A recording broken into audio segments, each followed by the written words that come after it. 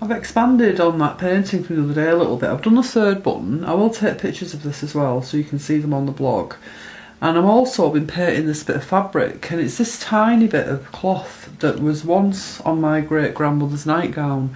I never owned the nightgown. I just inherited this piece of cloth, and I don't know if you remember, I actually put it in this. I made this for myself. I call it a pocket. It's just a little pocket, very long and narrow. So I incorporated a bit of that cloth onto that. This hangs in my bedroom. So I've just been kind of picking out little bits of this cloth in this design here.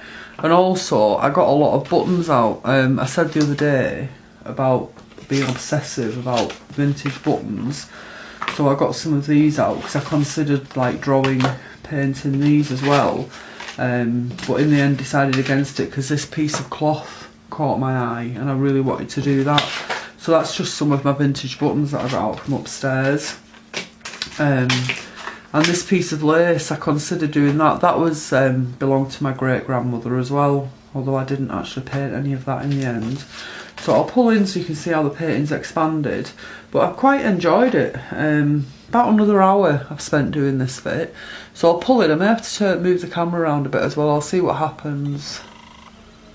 So if I'm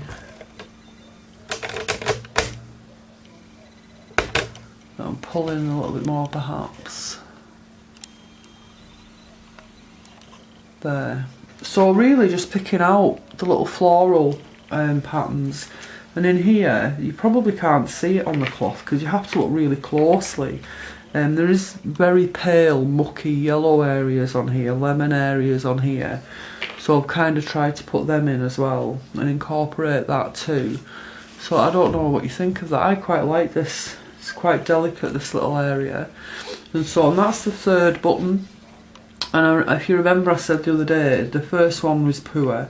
The second was better because I'd practiced a little bit, and the third one will probably be the best one. And I have to say, I think it probably is. So it is a case of practice makes perfect.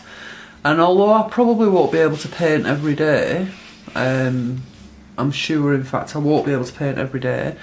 Even maybe painting once a week, I will get maybe back into the swing of things and get more confident with the paintbrush. But I've enjoyed doing this little trailing floral thing today, taken from that cloth that was my great-grandma's.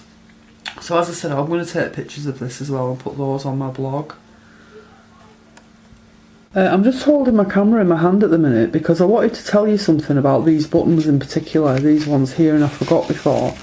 These buttons were my nana's, and if you read my blog or you've done any of my classes, you'll know that I loved both my nanas to bits. My nanas were my grandma's, but I called them Nana. And she bought them in a sale room about 40 years ago. She's not with us anymore. She's only been gone a couple of years. She lived to be like 90 something. She was a great old woman. So when she'd passed, my auntie gave me these, and I cherished them so much. They're so beautiful. I don't even know if they're hand painted because I'm not an antiques expert.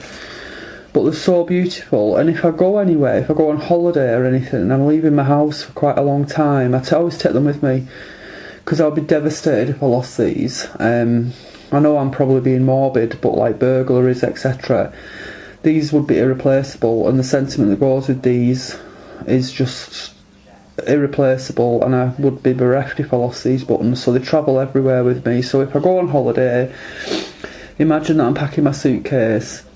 I pack these, but I don't even put them in my suitcase. I put them in my hand luggage. That's how precious they are. So I thought you might like to see them.